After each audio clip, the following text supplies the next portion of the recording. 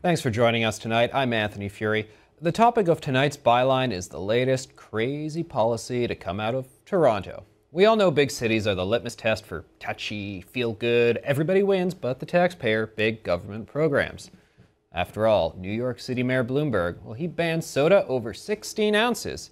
And a City of Ottawa official, well, he murmured they might just follow along. Well, then, just this weekend, Bloomberg, he announced plans to ban 2-liter pops being delivered alongside pizza orders. Mike, don't give them any ideas over here.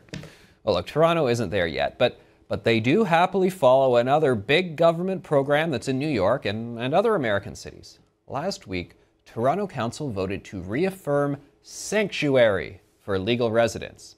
That's so they can still get all city services without having to show any papers. There will now be an internal review to find opportunities to improve access without fear. So to get the undocumented using services like housing assistance and after-school programs even more.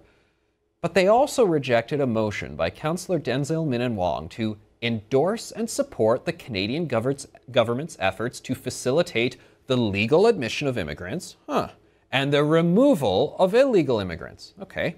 Specifically, he said this. They come to this country, many of them with no intention of leaving. They remain illegally. In fact, many flout our laws and laugh at us. I know some illegal immigrants arrive at Pearson Airport from Europe. Their first stop is the welfare office. They already know the address because they've been told back home where to go. Is that from Jason Kenney? They've been. So people were cheering out at him from the gallery, saying racist, and you heard that sort of smear towards Jason Kenney at the end. Might I add, Minnan-Wong used to work as an immigration lawyer. He's not pulling this out of nowhere. The original motion was approved 32 against 8. Well, so much for the big evil right-wing mayoralty of Rob Ford, who, may I add, also supported the review and shot down Minnan-Wong's motion. Here's the Toronto Star's editorial on the decision. A quote, Toronto was already a welcoming place. Indeed, the Access Without Fear measure reaffirms an existing commitment to provide service for all, but it clarifies that obligation and calls for training frontline staff and managers to ensure these intentions are translated into real protection for undocumented residents. So yes, folks, this wasn't really a problem at all. There are many services paid for by other people that illegals can access without showing documentation. But why, dear Toronto Star? Why should city staff and management receive training in coddling illegals and providing real protection for them? What does that even mean? The editorial, well, it opened saying this sends the right message that they need not worry about deportation. How is that the right message? If you are not currently on track for legal status and or you have entered the country legally, well, you know, you kind of should worry. I hate to break it to you, but you're actually breaking the rules. But the Star, I mean, forget the rules. The Star bemoans the fact that police and provincial and federal services, well, they might not be on the same page as the all-enlightened city. So are we going to train city service providers in Toronto to mislead or fight against the police?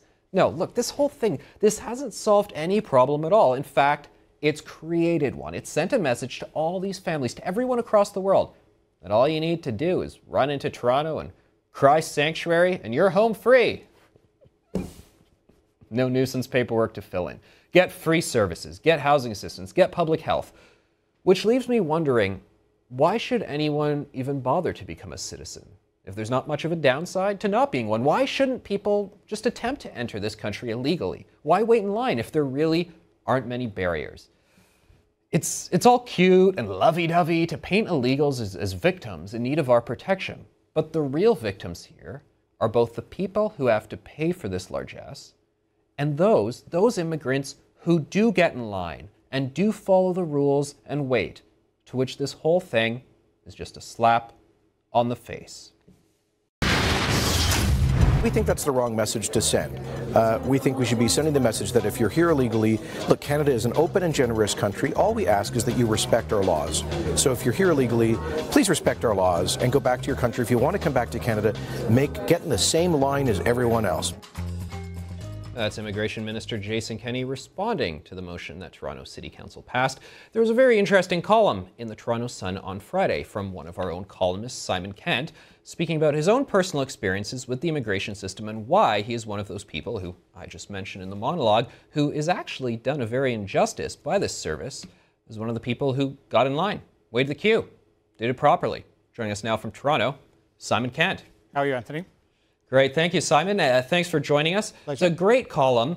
Give me your basic reaction when you first heard about this. I just think it's unfair, as the Minister quite rightly points out there, that people who wait in line and people who follow set procedures to emigrate to Canada do so on the understanding that this takes time and there's procedure and there's a lineup of people and you do it. And to somehow grant a whole lot of privileges that are incumbent upon any Canadian citizen by virtue of the fact you choose to be outside that system, you just put up your hand, you're an illegal immigrant and somehow you want to claim all the benefits.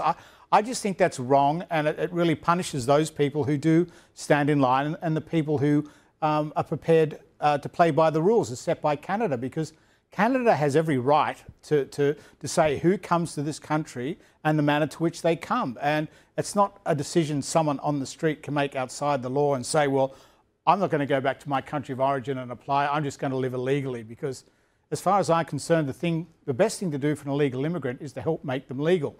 And this proposal in Toronto Council does not do anything to make people who are illegal more legal.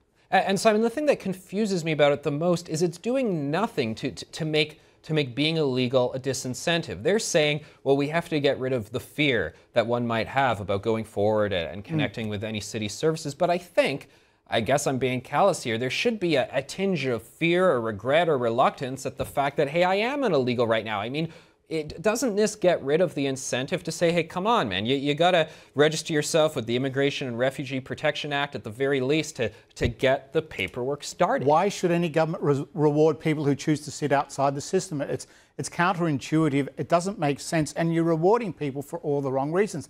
As I was saying before, the best thing to do for illegal immigrants is to make them legal, bring them inside the framework of society.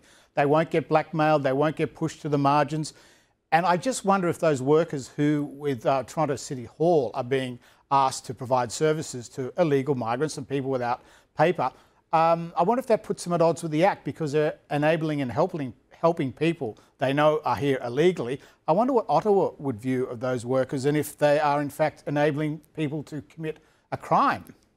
Well, one thing that I found very strange about this, people at City Hall have been lamenting the fact that this contradicts how the police may act, how the provincial and federal government may act, meaning you have an interaction with them. They might ask to see your papers and they would be obliged to report to certain government bodies, hey, we got a guy who's here illegally, and then we'd start on the long process to deport people, which rarely ends in them being deported anyway. That's another story. But I feel like Toronto Council is saying, well, we need to do all we can to fight what they're doing, and that's wrong. But isn't that incredibly brazen to essentially have classes, is what they're talking about, to train city employees to almost circumvent these structures? They're training to aid and abet other people who are, again, seeking to be outside the law.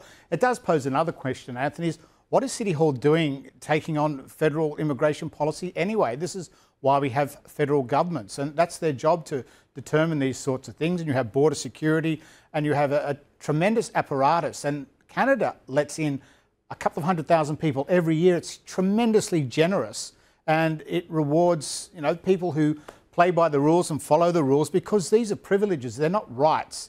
No one has a right to come to Canada, no one has a right to services. They're all privileges that a very generous country like this can lead the world in, and I think Canada should be justly proud of that. And I think a lot of people get pretty angry when they see how easy it is for people to benefit by being outside the system. It doesn't work that way, and Canada has a very strongly developed sense of fairness, and this goes counter to that. So, Simon, we got time for one more here. And to that point of fairness, some people are going to say it's unfair because an illegal, he's going to have a heart attack at home. but he's going to be afraid to call 911 because he's worried they're going to find out his status, they're going to deport him, and his death is going to be on all our hands for having this policy in place. What do you say to those critics? Well, that's comparative morality. I mean, they're two different things. A heart attack is one thing, and being an illegal immigrant is the other. You can't take those two points of morality and compare them. The thing to do for the person who fears for their health, become a legal immigrant. Be legalised, come inside the system, and you'll never have to worry about that ever again. And I think Canada should be really encouraging those people and not encouraging them in the way that Toronto City Hall does. Be legal, don't be illegal. And the truth, as we know, is that medical services do not reject people. They don't turn people away. A homeless guy on the street with no paperwork, they still They'll provide still be them with all the treated. services. And that, again, is something Canada should be proud of. Simon, thanks so much for Pleasure. joining us. That's Simon Kent, folks, Toronto Sun columnist. Send me your thoughts, anthony.fury@sunmedia.ca, and stick around. Here's what's coming up later.